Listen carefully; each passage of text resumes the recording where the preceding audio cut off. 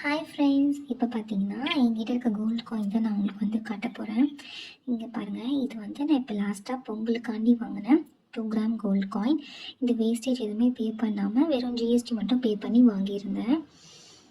இது வந்து 2 gram gold coin ஜிஆர்டியில் வாங்கினது. ஆல்ரெடி என்கிட்ட இருந்தது சரவணா ஸ்டோர் எலைட்டில் வாங்கின 1 கிராம் கோல்டு காயின். தெரியுதுங்களா? இந்த 1 gram gold coin Saravana store எலைட்டில் வாங்கியிருந்தேன். டி நகரில் இருக்கு இல்லையா, அங்கே தான் வாங்கியிருந்தேன்.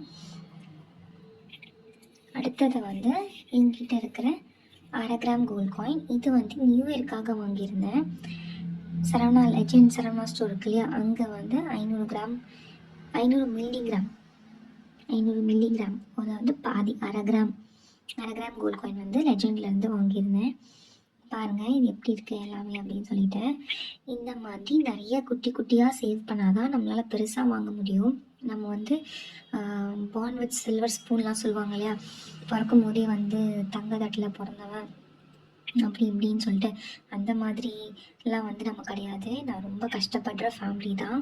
ரொம்ப என்ன சொல்கிறது, மிடில் கிளாஸ்ன்ற ரேஞ்ச் கூட இல்லாமல் அதை விட ரொம்ப கீழே இருந்து தான் வந்து கொஞ்சம் கொஞ்சமாக மேலே வந்துட்ருக்கோம். ஸோ அப்படி இருக்கும்போது நமக்கு கையில் கிடைக்கிற காசை வந்து ஒழுங்காக உருப்படியாக சேவ் பண்ணி எதனா வந்து சேவிங்ஸ்னு எடுத்து வச்சா மட்டும்தான் நம்மளால் எதனா வந்து வாங்க முடியும். பின்னாடி நம்ம ஃப்யூச்சருக்கு எதனா இருக்கும். நான் ஏன் இதை சொல்கிறேன்னா, நான் வந்து லைஃப்பில் ரொம்ப கஷ்டம் பார்த்துருக்கேன் ஃப்ரெண்ட்ஸ். நான் வந்து படாத கஷ்டமே கிடையாது. சின்ன பிள்ளையில குழந்தையிலேருந்து நான் சொல்கிறேன். எங்கள் அப்பா வந்து என்ன சொல்கிறது, எங்கள் அம்மாவுக்கு வந்து அப்போ கல்யாணம் ஆகும்போது எங்கள் அம்மா வந்து ஒரு பொண்ணு தான். நான் கல்யாணம் ஆகும்போது வந்து 30 பவுன் வந்து போட்டு தான் அனுப்பிச்சாங்க. ஆனால் கல்யாணம் ஆகி ஒரு வருஷத்துலேயே எங்கள் அப்பா வந்து எல்லாத்தையும் விற்றுட்டாரு. இத்தனைக்கும் குடிப்பழக்கம் அப்படி இப்படிலாம் இல்லை, ஆனால் பொறுப்பு இல்லாமல் இருந்ததுனாலேயே வந்து எல்லாமே போச்சு. எதுவுமே எங்கள் அம்மா கிட்ட கிடையாது.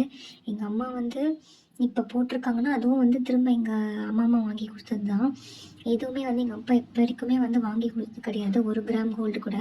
என் கல்யாணத்துக்கு வந்து 20 சவரன் நகை வந்து போட்டாங்க. ஆனால் அது கூட எங்கள் அப்பா வந்து 1 கிராம் கூட சேர்த்து வைக்கலை.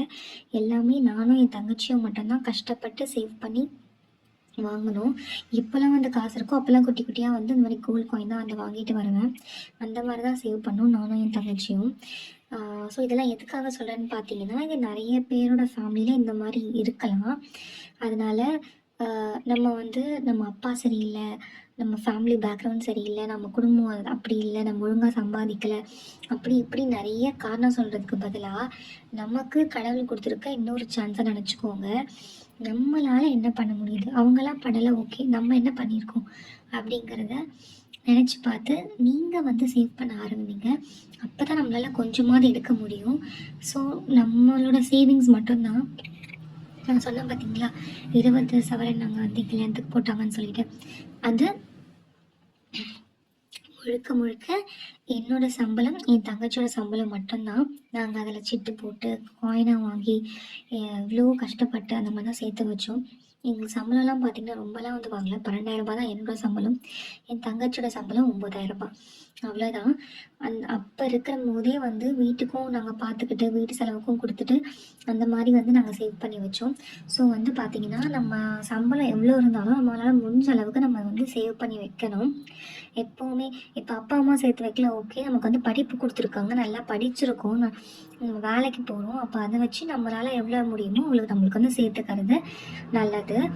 ஸோ நான் என்ன சொல்வேன்னா, நம்ம மிடில் கிளாஸில் பிறந்துட்டோம், நம்ம லைஃப் ஏன் எப்படி இருக்குது அப்படின்னு சொல்லிட்டு மனசை வந்து இது பண்ணி நீங்களே ஒன்று வந்து நெகட்டிவாக ஃபீல் பண்ணாமல், ஓகே நம்ம லைஃப் இப்படி இருந்தாலுமே நமக்கு வந்து ஒரு படிப்பு கொடுத்துருக்காரு அந்த கடவுள், நமக்கு ஒரு வாழ்க்கை கொடுத்துருக்காரு, நமக்கு ஒரு வேலை கொடுத்துருக்காரு, அதுக்கான மாதமான சம்பளம் கொடுக்குறாரு. ஸோ இதெல்லாம் வந்து நினச்சி சந்தோஷப்பட்டு அதை வச்சு உங்கள் வாழ்க்கையில் முன்னேற பாருங்கள். இதுதான் வந்து நான் இன்றைக்கி வரைக்கும் நினச்சிட்ருப்பேன் எப்போவுமே எனக்கு கஷ்டம் வந்தாலும். ஸோ அதை வந்து மிஸ் பண்ணாதீங்க. நம்மளால் முடிஞ்ச அளவுக்கு எவ்வளோ முடியுதோ அவ்வளோ சேவ் பண்ணுங்கள். இந்த மாதிரி உங்கள் ஃபேமிலியில் எதனா கஷ்டம் இருக்குது, இல்லைன்னா எப்படி சேவ் பண்ணணும் எனக்கு தெரியல சிஸ்டர், இவ்வளோ தான் நான் சம்பாதிக்கிறேன் அப்படின்னா சொல்லுங்கள், நான் உங்களுக்கு கண்டிப்பாக ஹெல்ப் பண்ணுறேன் எப்படி வந்து சேவ் பண்ணணும்னு. நான் வந்து வெறும் இப்போ ஆஃபீஸ் மட்டும் போகல ஃப்ரெண்ட்ஸ், நான் கூட வந்து நிறைய பார்ட் டைம் ஒர்க்கும் பண்ணிகிட்ருக்கேன். எனக்கு வந்து எங்கள் அப்பா வந்து சப்போர்ட் பண்ணாத மாதிரி தான் என் ஹஸ்பண்டும். கல்யாணம் ஆகி வந்து 3 வருஷம் ஆகுது. ஆனால் இப்போ வரைக்கும் வந்து என் ஹஸ்பண்ட் வந்து என்கிட்ட சம்பளம் கொடுக்க மாட்டாங்க. என்ன சொல்கிறது, எதுவுமே தரமாட்டாங்க எனக்குன்னு சொல்லிட்டு. நான் என்னோடய சம்பளத்தில் சேவ் பண்ணுறது மட்டும்தான் எனக்கு.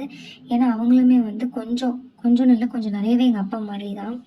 எதுக்கு சேவ் பண்ணணும், எதுக்கு எடுத்து வைக்கணும், இருக்கிறத சந்தோஷமாக செலவு பண்ணிட்டு போகலாம் அப்படின்ற நினைக்கிற ஒரு கேரக்டர். ஆனால் வந்து நகையை விற்கிறது அந்த மாதிரிலாம் வந்து பண்ண மாட்டாங்க. பட் இருந்தாலும் வந்து சேர்த்து வைக்கணுன்ற ஒரு மைண்ட் செட் இல்லை. ஆனால் அவர் அப்படி இருக்கான்றதுனால நானும் அப்படி இருக்க முடியாது. அதனால தான் வந்து நான் வேலைக்கு போக ஆரம்பித்தேன். அவர் கேரக்டர் அப்படி தான் தெரிஞ்ச உடனே நான் வேலைக்கு போக ஆரம்பிச்சிட்டேன். கொஞ்சம் கொஞ்சமாக சேவ் பண்ண ஆரம்பிச்சிட்டேன். போன வருஷம் வரைக்கும் நான் எவ்வளோ சேவ் பண்ணேன்றது நான் நெக்ஸ்ட் வீடியோ இல்லைன்னா அப்கமிங் வீடியோஸில் போடுறேன். நான் எல்லாமே பேங்க்கில் தான் வச்சுருக்கேன். நான் மீட் எடுத்தவொடனே நான் உங்களுக்கு ஒரு தனி வீடியோவாக போடுறேன். ஸோ இதுதான் ஃப்ரெண்ட்ஸ் நான் வாங்கின காயின்ஸை பாருங்கள், உங்களுக்கு யூஸ்ஃபுல்லாக இருக்கும். ஸோ இந்த மாதிரி யூஸ்ஃபுல்லான வீடியோஸ் வேணும்னா ப்ளீஸ் லைக் பண்ணுங்கள், ஷேர் பண்ணுங்கள், சப்ஸ்கிரைப் பண்ணுங்கள். இந்த மாதிரி நிறைய வீடியோஸ் உங்களுக்கு வந்துகிட்டே இருக்கும். உங்களுக்கு நீங்கள் எப்படி சேவ் பண்ணணும், எப்படி காசு எடுத்து வச்சு நீங்கள் வந்து வாங்கணும், இந்த மாதிரி ஹஸ்பண்ட் சப்போர்ட் இல்லாமையும் நீங்கள் எப்படி சேவ் பண்ணலாம் அப்படிங்கிறது நான் உங்களுக்கு கண்டிப்பாக தனி வீடியோவாக போடுறேன். என்ன சொல்கிறது, மனசை மட்டும் விட்டுறாதீங்க, நெகட்டிவாக ஃபீல் பண்ணாதீங்க, நடந்ததே வந்து நினச்சிட்டே இருக்காதீங்க. அப்படி நினச்சிங்கன்னா நம்மளால் பாசிட்டிவாக திங்க் பண்ணி ஓட முடியாது. நம்ம ஓடணும், நிறைய தூரம் ஓடணும், நிறைய பார்க்க வேண்டியிருக்கு, நிறைய பெருமையை சேர்க்க வேண்டியிருக்கு, எல்லாருக்கும் முன்னாடியும் மதிப்பாக வாழணும், ரொம்ப முக்கியம். நம்மளை அசிங்கப்படுத்தினவங்க முன்னாடி வாழ்ந்து காட்டணும். எனக்கெலாம் வந்து நிறைய அசிங்கப்பட்டிருக்கேன் நான், என் ஃபேமிலியில், என் ரிலேட்டிவ்ஸில், நிறைய இடத்துல ரொம்ப அசிங்கப்பட்டிருக்கேன். ஸோ அதனால தான் நான் வந்து இந்த மாதிரி எதுவுமே வந்து இது பண்ணாமல் சேவிங்ஸ்ன்னு சொல்லிட்டு ரொம்ப இதுக்கு முக்கியத்துவம் கொடுக்குறேன். ஏன்னா அவ்வளோ அசிங்கப்பட்டிருக்கேன் நான். என்னை பொறுத்த வரைக்கும் நகை சேர்த்து வைக்கணும், இடம் வாங்கணும், வீடு கட்டணும், சொந்தமாக வீடு கட்டி அது என் வீடு, அது வந்து யாரும் வந்து உரிமை கொண்டாட முடியாமல் எனக்கான மட்டுமே, என்னோடய வீடாக மட்டுமே அது இருக்கணும். அது ஒருத்தரோட காசை நான் வாங்காமல் நான் வந்து என்னோடய வீடாக அது வீடு கட்டணும். நான் கடவுளை ஆசீர்வாதிப்பார்னு நினைக்கிறேன். ஸோ வந்து இந்த வீடியோ ஃபுல்லாக பாருங்கள். உங்களுக்கு இந்த மாதிரி யூஸ்ஃபுல்லான வீடியோஸ், மோட்டிவேஷனல் வீடியோஸ் வேணும்னா ப்ளீஸ் சப்ஸ்கிரைப் பண்ணி வச்சுக்கோங்க சேனலை. நான் நெக்ஸ்ட் வீடியோவில் பார்க்குறேன். Bye friends, bye, take care.